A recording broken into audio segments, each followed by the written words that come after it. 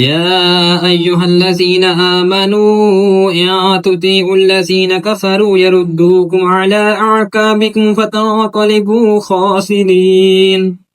بل الله مولاكم وهو خير الناصرين سنلقي في قلوب الذين كفروا الرعب بما أشركوا بالله ما لم ينزل به سلطانا ومأواهم النار وبئس مثوى الظالمين ولقد صدقكم الله وعده إذ تحسونهم بإذنه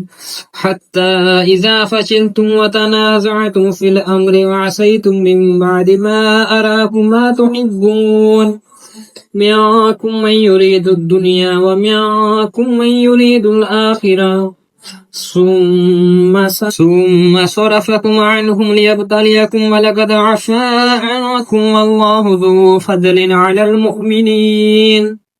يا تصعدون ولا تلوون على أحد والرسول يدعوكم في أخراكم وأصابكم غما بغم لكي لا تحزنوا على ما فاتكم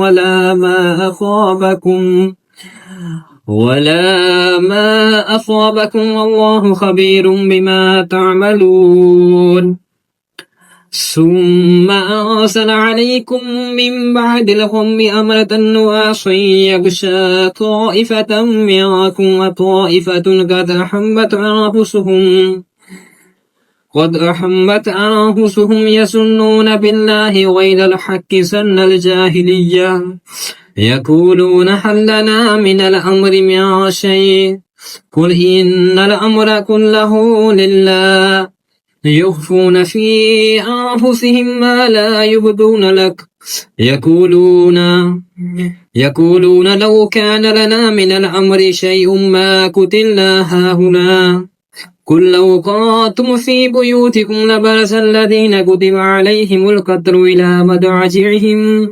مضاجعهم وليبتلي الله ما في صدوركم وليمحص ما في قلوبكم والله عليم بذات الصدور إن الذين تولوا منكم يوم التقى الجمعان إنما استزل لهم الشيطان ببعد ما كسبوا ولقد عفى الله عنهم إن الله غفور حليم